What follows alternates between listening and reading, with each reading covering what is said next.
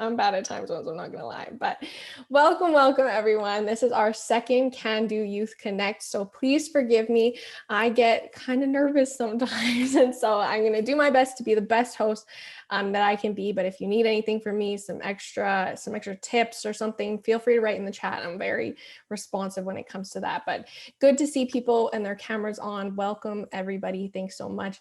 I'm coming to you from Treaty 6 territory and homeland of the Métis in Saskatchewan.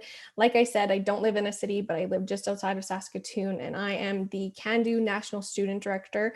And so I have the pleasure of being a host here today and welcoming some amazing people to talk to you. But I don't want to take up too much of the time, of course, because like I say every time, you come to listen to the speakers, not to listen to me. And I'm just kind of here to guide the learning and the facilitation of this all. And so I'm very excited to be here with you all. But to kind of get started, I do want to welcome to the stage Carmelle Nepoose. She works with Cando. She's an amazing resource. I first met Carmelle at the Youth Summit, the second one, and she was so great to listen to. She gave me so many tips and tricks of things that I literally did not know Cando did before, and so it was super awesome. And so we're going to welcome her to the stage to talk a little bit about Cando certification, because that was actually something that was a pretty big topic in our last Youth Connect, and so we wanted to give the youth the information they need on this certification. And so welcome, Carmelle. Good afternoon, everyone. I'm Carmelle Nepoose, and I am logged on from Samson Cree Nation, which is part of the Four Nations in Musqueam in Alberta. And I am Cando Certification Coordinator for the Western region. Anita Boyle is our certification coordinator for the Eastern region, which is Quebec East and the Atlantic region. And I take over Manitoba. What am I forgetting? Ontario. Ontario is in there somewhere. So yeah, today I'm going to be just talking about certification, just briefly, just an overview really quick. So we have 11 core competencies, and there's 2 ways to receive your TAED. The first way is to be a graduate from one of our 7 accredited post-secondary institutions across the country. And the second one is to apply for your prior learning assessment review, which is a matchup between your post-secondary education and your professional experience. So if you are interested in applying for your TAED, please feel free to email me. I will put it in the chat box for you. And from there, if you are interested, I would just ask for your resume and your transcripts and just review them, and we can go from there.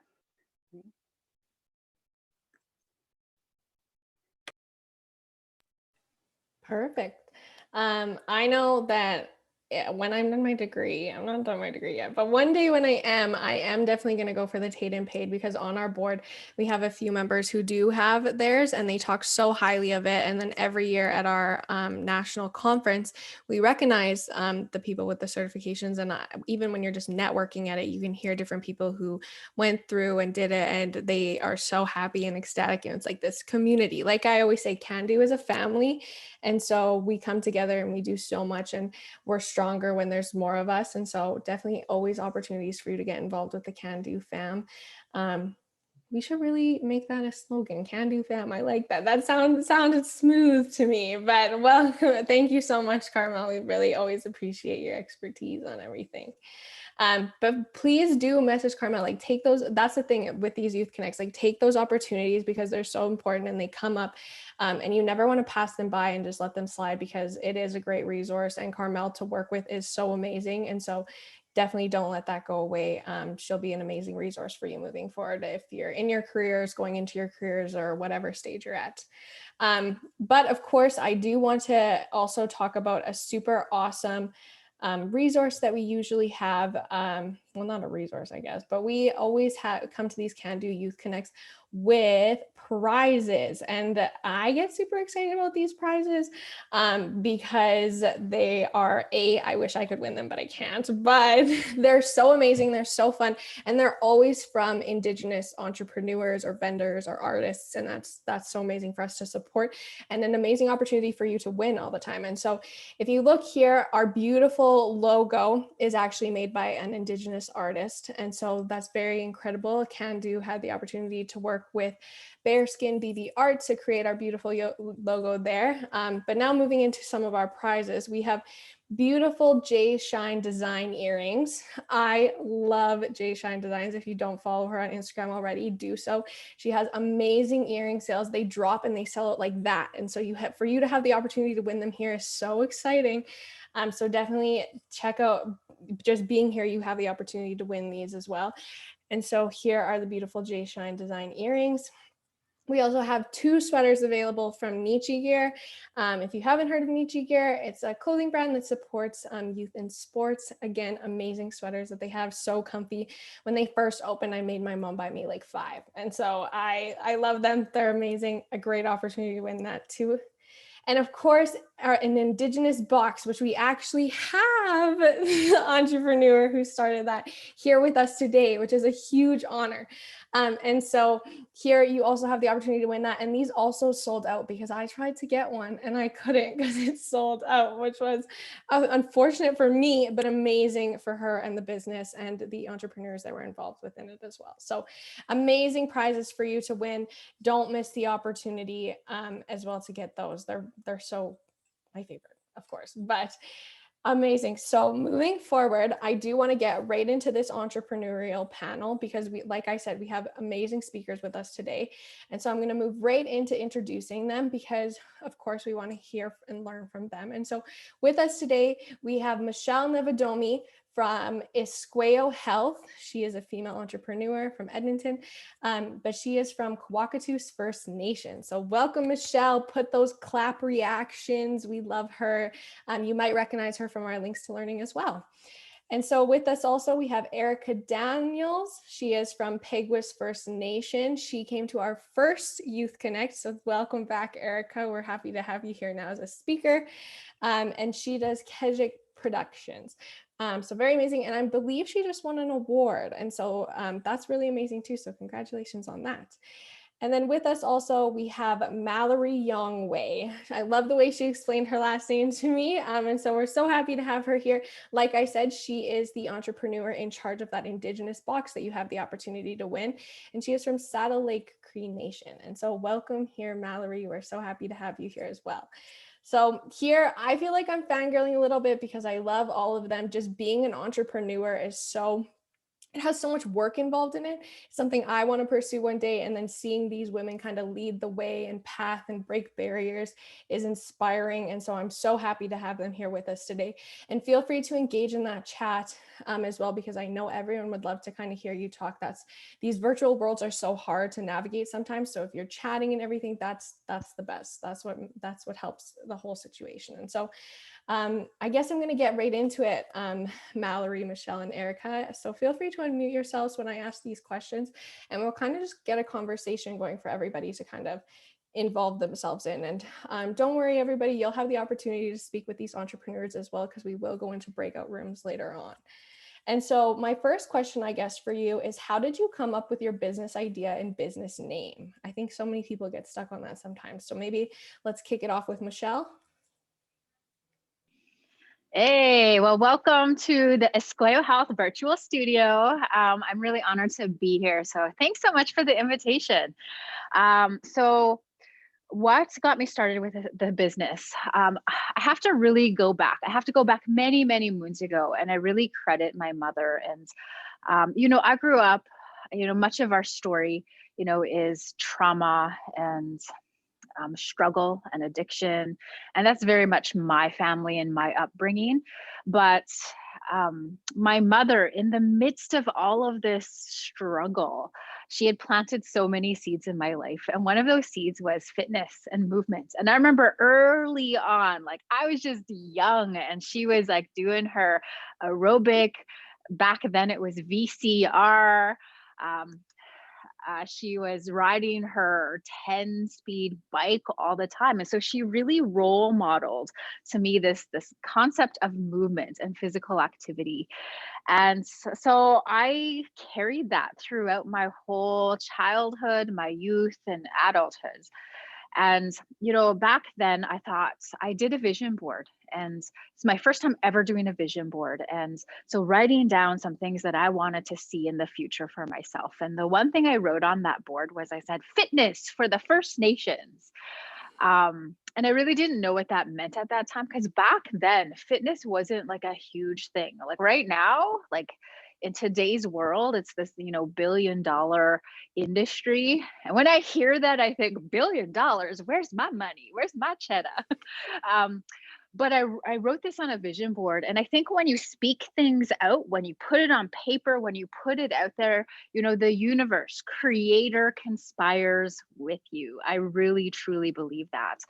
And so from there, I felt like I just need to get educated. So I got my certification, and then it came to business name. And during all this time, I was going through my own healing journey, as all of us walk on. We're on this path.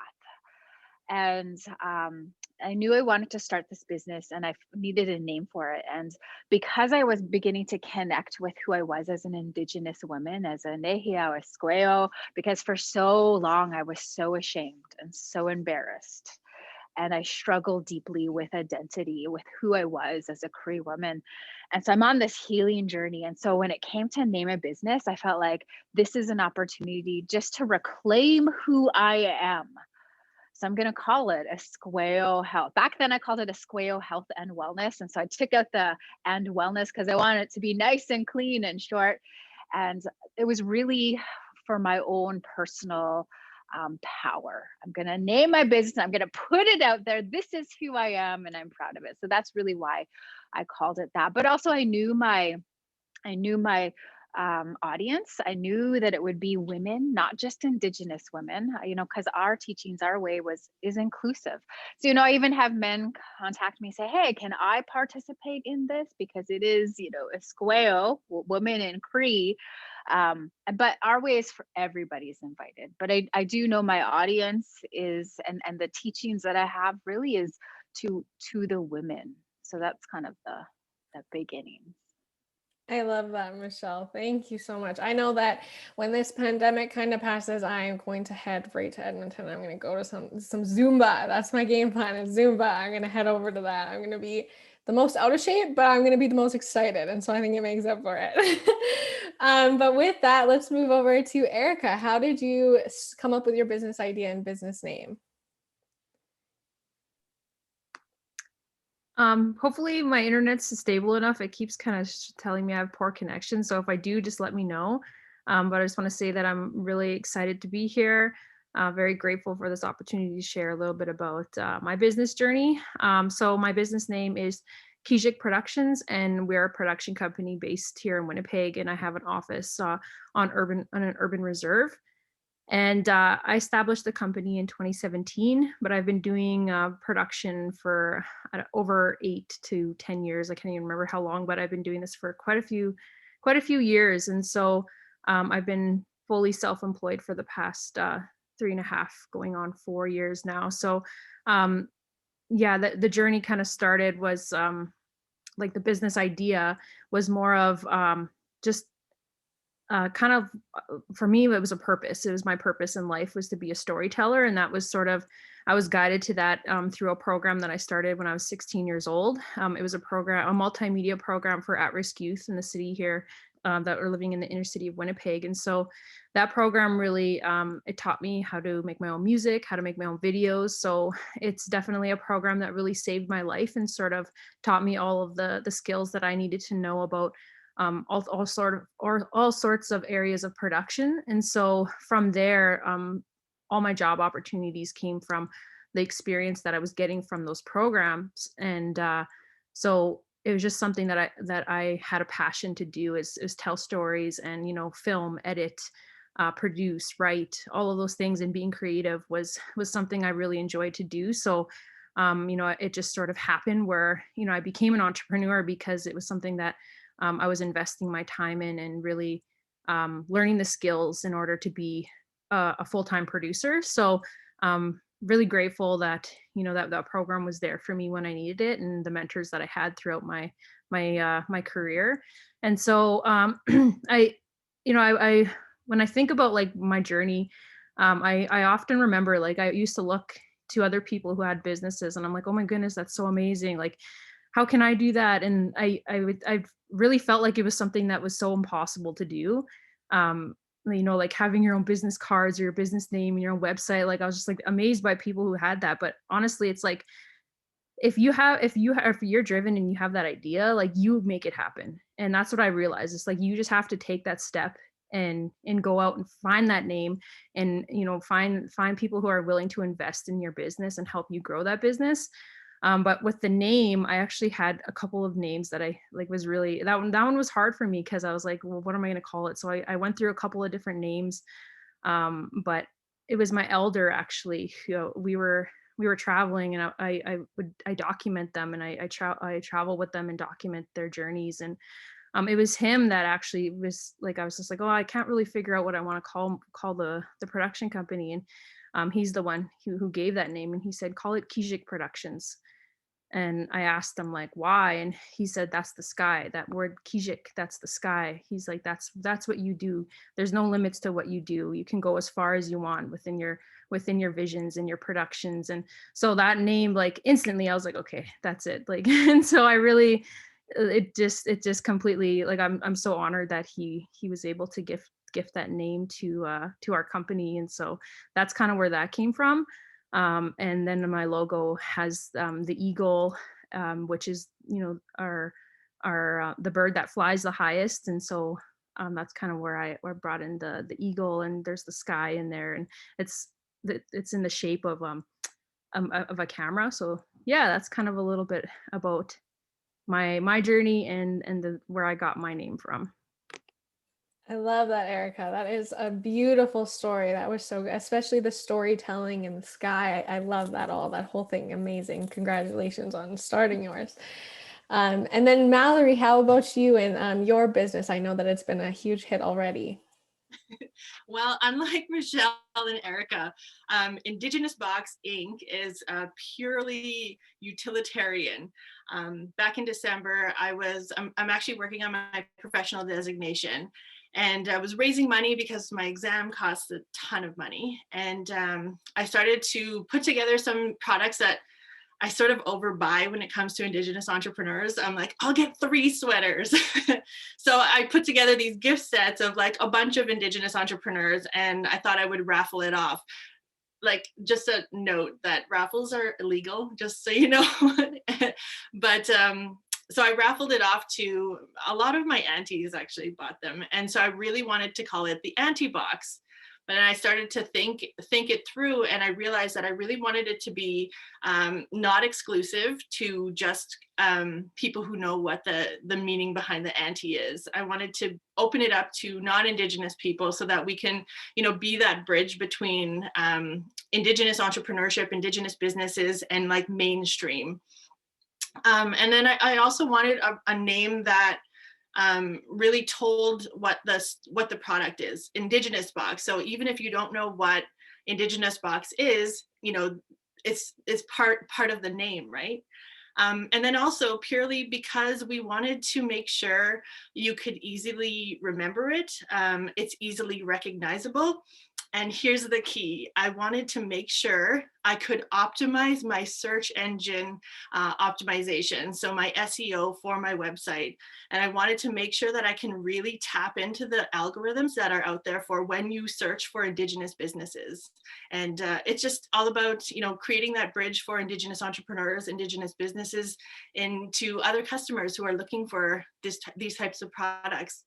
I would have loved to call it something in Cree, but unfortunately, if I'm going to be a bridge, I have to make sure that I can be inclusive and that people would be able to recognize the name. So purely utilitarian.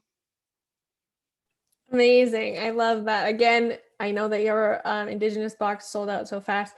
Heartbreaking for me, but amazing for you. So congratulations on that. And then I guess my next question for you is like, not the hard part isn't only like starting the business and having a name, it's kind of targeting an audience, you know, and kind of serving a section of a market in a way, you know? And so I guess in a couple of sentences, can you tell me who your ideal customer is and why did you form that specific customer base? And let's start off with Erica for this one. So for me, my main focus is serving the Indigenous community and helping our community tell their stories. But my customer base can be anywhere from corporate to private sector, also community organizations, or even just artists who want to promote their business. So I do pretty much anything. And like I really base it on like who is it for, and even like I'm very much like want to support the community and help them grow, help them share their message. So it varies. Like say if I'm versus like a corporation versus a community organization, like I always like accommodate to make sure that I'm able to provide services to anybody for whatever budget that they're working with. So very much the Indigenous community, but I also work with non-Indigenous community. But it's really a lot of people know that that's kind of my focus, is making sure that I'm sort of focusing on Indigenous community first. So it really could be anybody, and help artists, even like musicians and stuff, make their own music videos or just for advertising or anything like that. But the broad Indigenous community is really my focus. Awesome. I love that. You kind of can help everyone out, and then it almost makes your workday a little different every time you go Oh, yeah. into it. Yeah. Amazing. Yeah, good job on that. And Mallory, how about you? In a couple sentences, who's your ideal customer? Aunties. So like I said, when we did the raffle for the auntie box, it sold out within 24 hours. And then I thought, oh, this is really great. I should put together an uncle box. And it was sort of my like little preview to market research. So I put together an uncle box with male entrepreneurs. And it took 4 days to sell that entire raffle. And so I thought, and then the people who still bought it were aunties. And so even if they bought it as a gift for somebody else or for themselves even, it was still like women our age, to even like a lot of my aunties actually did buy it. And so like up into like 60s, it's made for everybody. Wow, I love that. I have like socks that say like anti gang, and I have a mug that says anti squad. I love that the anti market you have going for you. It's an interesting one. I haven't heard it before very much either. And then Michelle, how about you? I know that you talked about wellness a little bit already, but kind of who's your customer base? Yeah, my customer base is women, I would say. I learned early on, and I just carried this with me into my business and into the work, whatever I do, is you teach what you know, right? So if I have a customer, a client who's a male, say who wants to get just bulk and like that's not in my sphere, right? Like I don't know that. So teach what you know, and operate your business out of what you know. So for me, I know I'm a woman, so I know women's wellness, and I'm very passionate about that. But with that said, as also everybody, so I also have contracts doing youth work, so I'm working with everybody. But again, I'm teaching what I know, and so that's pretty important to me. Amazing. I love that. I can't wait to be involved in your community one day. It sounds so exciting every time I hear about it. And so kind of just being mindful of time, I'll keep these kind of questions getting thrown at you, but I'm sure we're all learning a lot. And audience, if you have any questions as well, feel free to throw them in the chat and I can incorporate those as well. But kind of whether have started our own business or not, we know that entrepreneurship it's not a short journey. You don't just get there in 5 seconds. It's a long process, and a lot of work goes into that. And so kind of how long did it take to get you to where you are now? And let's start this one off with Mallory. So this is kind of funny. I actually wrote the proposal on January 8th, the business plan, and we wrote it over the weekend. And it was for the Young Entrepreneur Symposium, which is like this great conference for Indigenous youth that I had attended a couple of years ago and then returned as a panelist. But they put out this grant for $5,000. And so the weekend before the due date, I wrote the business plan. And then they extended it. So then I went back to the drawing board, and it really gave me an opportunity to really hone out all of the details, like very, very specific things that I sort of navigated through. And we submitted it. And then they weren't announcing, and I left it, and I just went back to my beadwork and, just selling my earrings. And they didn't announce it until February 18th. But I had set it up so that we were going to hit the ground running. And so we had everything in place. Hypothetically, we built prototypes over and over and over again, so many. And as soon as they announced the winners and said that we were getting this small micro grant, we just took off. And so it's been now 2 months, almost exactly. And we launched on March 14th and just completely sold out right away. But it's been quite a whirlwind.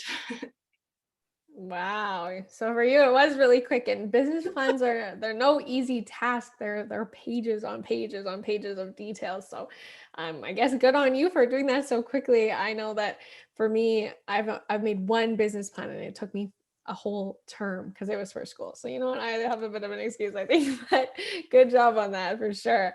And Michelle, how about you? What took you to get to where you are now with Iskwew Health?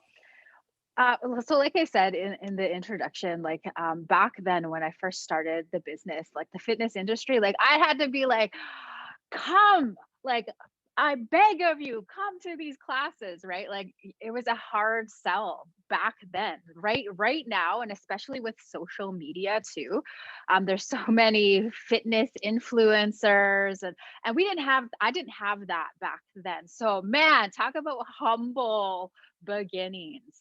And early on, it was like, I'm either in this or I'm not. So regardless of who shows up, regardless of, what's going on, I'm going to just keep doing my thing. So I think understanding that not every business is going to, start out strong, that you have to really, and I really like what Erica said, you have to really believe in yourself and you have to just go for it and stay that course. So I got certified, I think in 2009. And then I kind of sat on it for, I could be a procrastinator, or sometimes fear could get in the way. So I sat on it for about a year, but also I was busy with work. And then I started to do some stuff with the business. So probably 2010, 2011, and 10 years later, it's just grown and it's just become a really great, vibrant community. But, with everything, it has its ups and downs, it has its peaks and it has its lows. But you have to know within yourself, you have to believe in this dream, that this is what Creator had put in my heart, and I'm going to keep going no matter what. So it really starts with you, with this dream and this vision. I love that. And I like how you talk about the ups and lows, because everyone looks at business and they think it's always up here, but definitely there's got to be those times where things can get hard and you got to keep pushing through. That's amazing. I love that. And Erica, how about you? How long did it take you to get to where you are now? So like I was saying, I actually started in this industry when I was 16, and that was through the program. I started at age 16, and through that I just did on the job training. Like I never actually took like school or anything for it, but through that program I was able to have hands-on training and on the job experience for many years. And so that's kind of where I got all my education, I guess, around how to be a producer. And from that, it led to a lot of different opportunities. Like I worked for the city making videos for the city for a number of years. Then I went on to work for an Indigenous radio station here in Winnipeg for a number of years. And then I worked at CBC for a number of years. So what I really did was utilize the skills that I was being taught, and really found jobs and opportunities that allowed me to expand and learn from people in the industry. So I was constantly learning and just hands-on experience. I never really, and I did take some training along the way. I would always look for different opportunities of when I could, take different courses and stuff like that, and really expand everything. But when I finally got to when I finally got to the point where I was working full-time for CBC, and I was actually going on maternity leave. I was having my daughter, and I was always doing like part-time stuff and freelance work on the side, like along with working full-time. But I realized like that after I had my daughter, like I need to choose between working full time, or I had to pick one or the other. And so I was kind of at a crossroads. And what I was finding was that I was getting a lot of different job opportunities to help different organizations tell their stories. And so when my daughter was 6 months, I kind of made that choice to actually go off maternity leave and quit my job and just go into full-time entrepreneurship, like working from home and raising my daughter. So that was like a really huge decision to make. But honestly, it was the best decision that I've ever made, because I was able to really focus on what I wanted to do and not have to fill a mandate of, like working for somebody else. And so that really gave me the opportunity to really focus on growing. And so when I came to that point, I sort of set out and same thing, like had a vision of what I wanted to do, and made sure like that I had a plan in place. Like, this is where I am, I'm starting out, and this is where I want to be in a couple of years. And so I made sure that I worked towards those goals, and finding an office space. But also, I guess, in how I grew was really working with community. Every job that I worked with, it was very much involved with community and the arts. So surrounding myself with those people and learning from them and building networks, that was the main thing, because all of the people that I've worked with, would refer me and refer me and refer me. And so I'm, especially within this industry, there's not that many Indigenous women who are doing this work. So there was a huge demand and to fill within what I'm doing. And so, especially when we're telling Indigenous stories, it's very important that it's coming from Indigenous people. So non-Indigenous organizations are realizing that as well. So whenever there's an Indigenous story that needs to be told, people always are referring me. So that was kind of good because of that network that I built throughout those years. So that's kind of where my whole journey went. But it was, definitely just setting those goals and making sure that I was able to fulfill those. And it really just kind of grew just from the experience and from the networking and just putting in the work. Amazing. I like the way that you worded that. I think that just listening to the three of you, I'm feeling inspired every second. And so I hope that all of you attendees are too. I'm learning so much and feel like I'm going to go start my own business, but not for a while. I gotta finish school first, and then hopefully I can get there. But I'm going to kind of combine two questions here for you all. And so what would you say are your kind of long-term and short-term goals? Because as an entrepreneur, you always have to be thinking forward. And so what are your goals for the future of your business, and kind of what is going to motivate you to get there moving forward? And so let's kick this one off with Michelle. Awesome.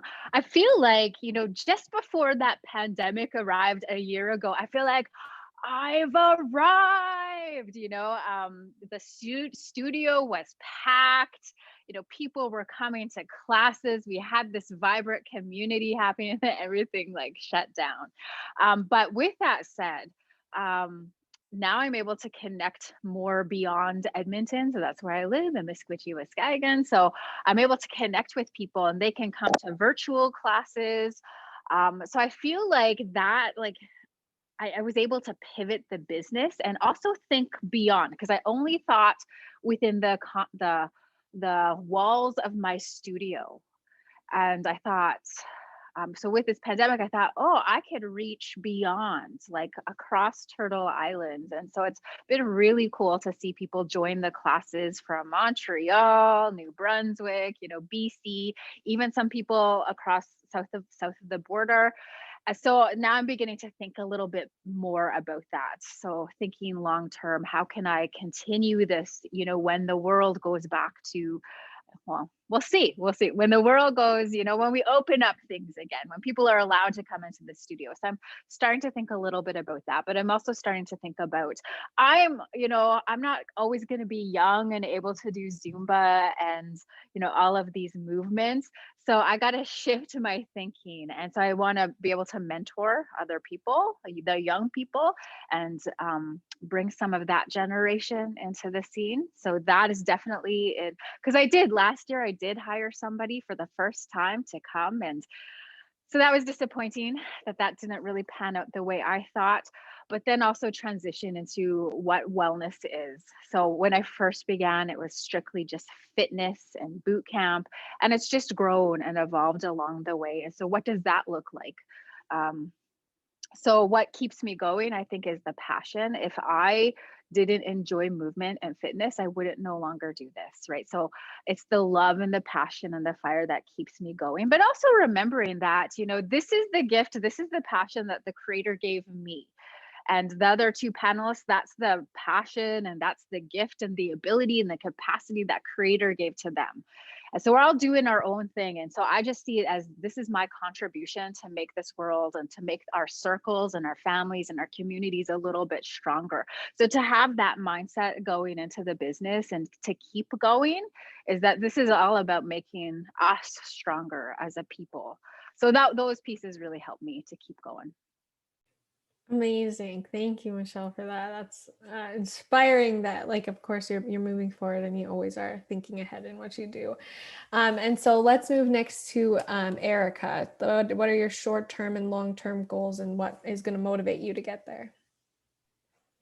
Well, for me, I guess I'll start with my long-term goals is I really want to establish a production company where we are fully Indigenous owned and operated. Like I'm really working towards bringing up Indigenous women within this industry, because again, like I was saying, there's not that many Indigenous women who do this work. When it comes to actually filming, editing, and doing like full out like production. So just really supporting Indigenous women through this. And I recently was able to hire two Indigenous women staff who I'm working closely with and sort of training them. So I would really love for them to sort of really take leadership and within this company. Also, like my main focus has really been producing more corporate marketing style productions, but I really want to move into the film industry. I do documentary filmmaking as well. But I really want to kind of start moving into that direction, which is quite different from what I'm used to. So I really want to kind of establish the business and have, a solid team that's focusing on running like the marketing side of things, and then having my focus more on, developing actual shows and films and documentary filmmaking. So that's kind of my long-term goal is shifting into that whole new industry. But short-term goals is just really investing, finding more opportunities to grow, to continue growing, and being fully in-house. So having which is equipment is very expensive and it's always changing. So keeping up with that is always difficult. So just making sure that we're always competitive and staying up with the industry. So that's kind of my shorter term goals, but just really bringing up the Indigenous community and training and making sure that those opportunities are available for them if this industry is something that they're wanting to get into. So yeah. Awesome. Yeah, good. That's amazing. Can't wait to see that happen for you. And then, sorry, ignore my dog if you can hear him in the background. But Mallory, how about you? What are your goals and what's going to motivate you to get there? Well, I'm just getting started. I just checked the dates and I've been in business now 1 month and 1 week. So I'm just getting started. My short-term goal is to build community, because my business is focused on community and networks and partnerships and collaboration. So I want to, in the short term, get more subscribers each box, reach out to different entrepreneurs in different areas too. And then long term, I want to diversify the company. I want to, like, when I first started out, I said to my husband, I'm going to school project the hell out of this, because I was really good at school projects. And I just want to build other entrepreneurs and help them with their subscription services, help them build their websites and get out there and reach new markets. That was my goal before Indigenous Box became what it is, but and I'll maintain that, and just want to help them with building their own brands and helping them get to new customers. Amazing. I love that. Well, thank you so much, Michelle, Erica, Mallory. Those are inspiring stories to listen to. And of course, like amazing answers to every question we had as well. I'm so honored to have you here. And I know that everyone in attendance is as well. And so, of course, the point of these Cando Youth Connects is also to give youth a voice and a platform to ask questions, tell their story, whatever you see fit. And so what we're going to do now is, instead of going into breakout rooms, since we have a bit of a smaller group, it's nice because now we'll get to all know each other. And so again, feel free to write in the chat and drop your handles if you want to keep in touch with people, if your Wi-Fi connection isn't the best. But now would be an amazing time to turn on your cameras, unmute yourself, and kind of let's start a conversation with these amazing entrepreneurs that we've heard from. Again, please ignore my dog. He's being a little whiny today. But turn on your cameras, ask your questions, because we have them here. And so let's take the opportunity to utilize their knowledge and experience. And so, not to kind of push anybody, but do we have any volunteers to kind of get this conversation rolling? Or if you want to introduce yourself, feel free, like, come on, introduce yourself. Let us know who you are, because we all want to learn that too. Don't be shy. I swear we're all nice.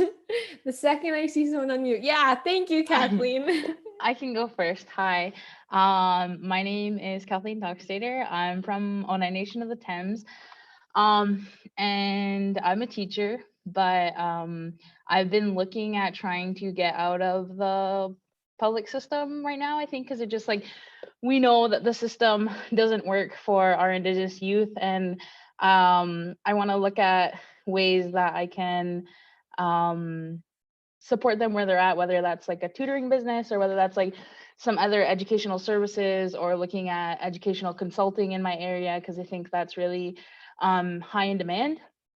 So it's just something that I'm trying to like balance, like work-life balance.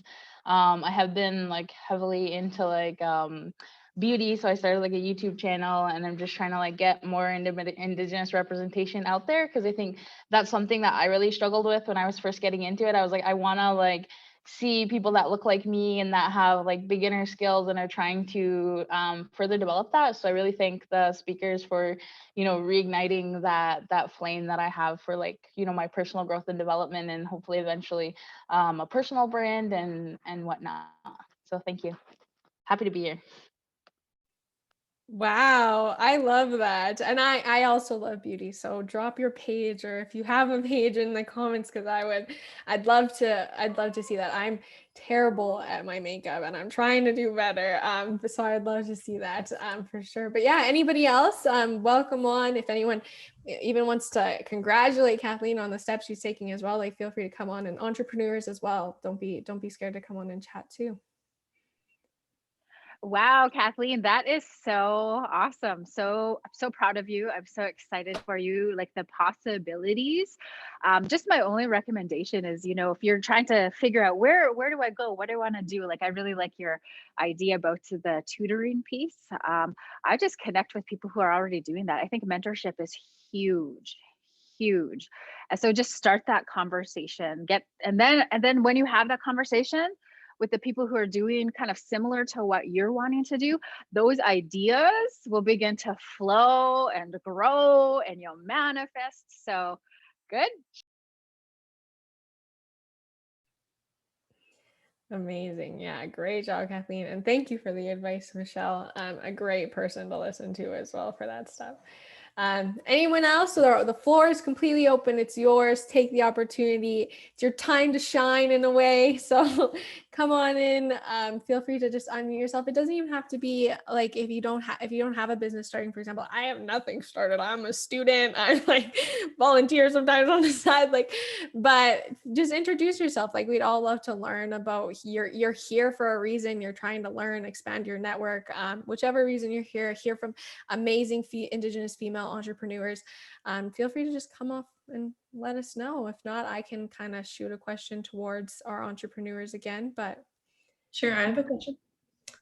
So I'm Danielle. I work with Cando, and I know all three of these lovely ladies. And I guess the question I can see maybe for all three would be, with current pandemic and working virtually, what kind of resources would you recommend for others that are either starting or already in a business? For example, like there's TikTok and I think I've seen maybe two of, or Mallory's TikTok on there. So if you have any comments or suggestions on virtual platforms or just working virtually as a business owner yourself. One of the things that I've always really believed in, like I used to go to these conferences and they would always say, you know, you gotta leave the reserve, take a chance, leave the reserve, and you can be successful. And I always hated that because I was this kid on the reserve and I just, you know, wanted the opportunity for people to just see us at where we were at. And so, you know, I just always wanted to maintain that, like, you can do anything from your home. And, you know, whether you're in the reserve or not. I live in Edmonton now, but when I was back home, like, there's so many young people, so many people who are, you know, trying to start their businesses or try to find tools that they need to build their businesses or build their presence. And right now we just live in this digital world where everything is just at your fingertips and you just have to know where to pull those resources from and identify like what you actually need and just continually just be learning and problem solve your way through all of it because it's all there.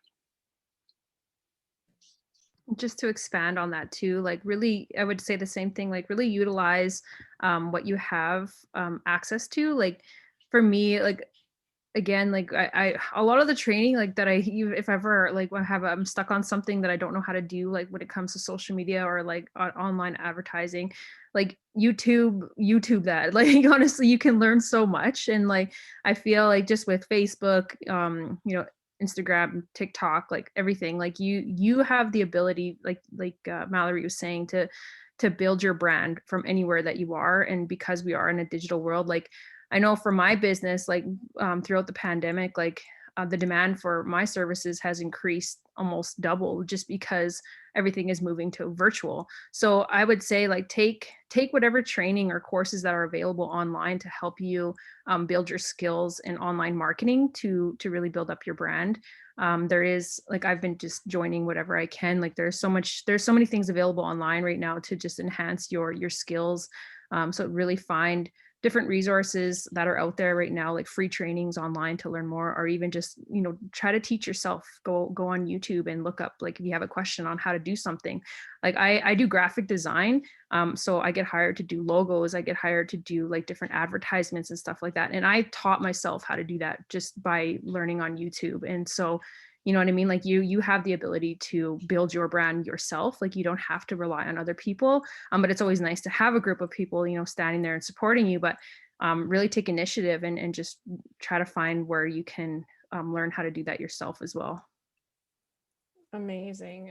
Great answers there as well. I know that I use YouTube all the time to learn from stuff, and it's great to know that you can kind of start up a business too, like learning from different resources online. So amazing. And then Shannon, I see that you have your hand up, and so feel free to unmute yourself or turn on your camera and join in. Hi, hello. I'm not an entrepreneur or young by any means, but I had a question about the business side, startup stuff. I've heard before through friends, or you know, there's, you know, when a Native person made a business, all they had to use was their status card number, and when they're going to report, you know, money's earned or whatever. But these days people incorporate their businesses and then they get an incorporation number and all that stuff. So I wondered how many of these, you know, these young entrepreneurs are doing it the old way, just reporting with their status card and just going about it, because a lot of them are on reserve, right? So how many are not doing the incorporated side of, you know, running their business? It's my only question. I can answer some of that. For me, I wasn't on reserve when I first started my company, but what I did was I registered my business as a sole proprietor, and I had the plan to incorporate as I grew. But because I eventually got an office on reserve, you know, I found an accountant. I think that's one thing is really important, is to find an accountant to that will help guide you in that decision as well, because especially if you're on reserve. Like for me, I know that it's better for me to stay a sole proprietor. So I didn't incorporate just because the benefits of that of being Indigenous on reserve and having a smaller business, it just makes more sense for me to just stay sole proprietor so that I have those benefits. But yeah, so my suggestion is just like if having a being consulted by an accountant to see what your best decision would be. But like, I guess, again, like for me, I just stayed sole proprietor. But when you make a certain amount, like you can start charging GST and stuff like that. So that's like, I think it's over 30,000. So if you are making more, then it's best to make sure that you have, that you do register your business, but you could still stay like sole proprietor and be your own business, like from your own name. And still like, you still report like the money's earned. But it would be, yeah, it's still a little bit, it's kind of complicated, but I hope that kind of helps a little bit. Amazing. That's good to know. I never knew that actually. So that's definitely a fun fact. I see Shannon says thank you in the chat, and definitely good to know. Mallory, Michelle, do you have anything to add on to that? I'll jump in. So I incorporated strictly because I was really aiming high, and I really wanted to, like I said, hit the ground running. And I incorporated on March 3rd. And I knew that, I think that when you do it in the old ways, you're kind of limited to selling to the people within your community. And I'm in Edmonton, and I really wanted to be that bridge between Indigenous entrepreneurs and Canada and the United States, you know, like all across the country. And so when I called for my GST number, the lady said, "Oh, you're not in business yet. You should, you know, I'll tell you about the $30,000 rule." And I said, "No, I already know. You know, I'm aiming high." And she said, "How do you know you're gonna make $30,000? I said, "I don't." But I do want to collect GST. So we went ahead with the incorporation, got our GST, everything set up so that I didn't have to deal with that down the road, because I just wanted to like really set my sights high and, you know, set myself some goals for the business. So I don't know, incorporation was just part of that paperwork. Amazing. Yeah. Thank you, Mallory, for that. Definitely good stuff to know. I think for me, at least, that's what I know a little bit less of when it comes to the business end, is all the paperwork and stuff like that that comes with it too. So definitely great answers. And just kind of to be mindful of time, we have one last question in the chat, and then we'll kind of wrap up here. We'll maybe get one or two of you to answer this one. And so it's from Leah, and it's, how do you manage your time? It's a good question.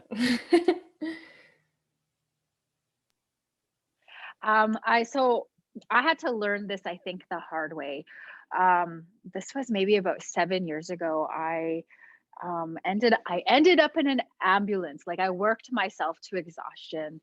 And so at that point, that was a turning point for me to realize, because I worked 7 days a week. Like I worked solid, like 7. I didn't have no kids. I still don't have any kids. And people say, "How do you do this?" It's like, look at the women who have families, who work full times, and they have a side hustle, right? So what I'm doing really pales in comparison. But I worked hard and I worked all the time. And so I hit that mental wall and that physical exhaustion. And so that forced me to really begin to incorporate self-care practices. And then with my business too, like that's what I preach all the time. Self-care, take time for you, make sure you're number one, make sure you incorporate, you know, self-love. Because I think that that's really important. So you gotta pace yourself. Yeah, go hard, hustle hard, but you need to incorporate that self-care every single day, or otherwise that burnout, or otherwise you're going to be exhausted, or otherwise you're going to lose that fire, that vision. So that's what keeps me going. So yes, I'm still busy. I'm constantly working, but I also very much incorporate self-care every single day of my life. I love that. Thank you, Michelle. Oh, and Eric, I see you unmuted. Yeah, like for me, I'm still learning that because I am a bit of like I'm a workaholic, I guess, because I'm very passionate about what I do. I love what I do, and you know, I get excited about what I do. So I sometimes I have to sort of stop myself and make sure that, you know, I'm not overdoing myself. And so I have put up some, you know, some boundaries for myself, making sure that I am like taking time off and I'm not overdoing it. So like things that I've set aside was like, I'm not going to work, like I can't work weekends anymore. Like I need to focus, make sure that we're having enough time with my family. So making sure that I put up those, my own boundaries around that, and my own boundaries with like clients and with my team, and making sure that I kind of, I'm not overdoing it, because I'll go through moments where I do have burnouts. Often because I am going a little too hard, and then I'll realize that and I'm like, okay, I have to reevaluate and think about what I'm doing and slow down a little bit. And so yeah, just figuring out plans like on how you're doing that. For me, I know that like ceremony is a big part of my life, so making sure that I'm always, you know, going to ceremonies to rejuvenate myself, and then also being on the land and having that connection, and just making sure I have that family time and I'm spending as much time as I can with them, just to, you know, obviously have that, you have to have that balance no matter what, like otherwise you are going to burn out, and it'll take a toll. So you have to make sure that you're really catering to yourself as well, and to your, you know, your family and stuff like that. So setting a plan is always good for those things. Awesome. Thank you, Erica, Michelle, Mallory. I know everyone must have somewhere to be in a little bit here, but I do just want to say thank you so much, Mallory from Indigenous Box, Erica from Kejic Productions, and of course, Michelle from Iskwew Health, but all three amazing women who are going to do big things. And it's an honor to have them here with us today. Thank you so much. If you do want to learn more about their businesses or learn more about them, please do not hesitate to go over to the Cando website where all of their information is, and you can learn more for sure if you still have questions moving forward. And I can see them putting it in the chat as well. And so thank you, the three of you, for sharing your expertise. It was a pleasure having you. Thank you, Cando, for giving us this platform to come together to talk and learn. It's always a pleasure being with you, and all of the attendees for coming out, putting yourself out there, and taking the time to learn and build your network with all of us here at Cando. I hope to see you at more events, and definitely we'll get to know each other more and more every time that we come together. And so thank you so much, everybody. And please do not forget to fill out your follow-up evaluation that you will be receiving from Cando. Those amazing gifts I showed you at the beginning from J Shine Designs, Nietzsche Year, and Indigenous Box, you can win those all by filling out the evaluation form. So please make sure you fill that out when you get it in your inbox, and then you could be the lucky winner of one of those amazing prizes from Indigenous entrepreneurs, vendors, artisans, everything. And so please do so. But with that being said, I will let you all get on with your day. Thank you once again. Enjoy the beauty that we all have in life. And thank you to everyone for coming out. It's been a pleasure being in your energy and your space today. And so I wish you all the best as you move forward.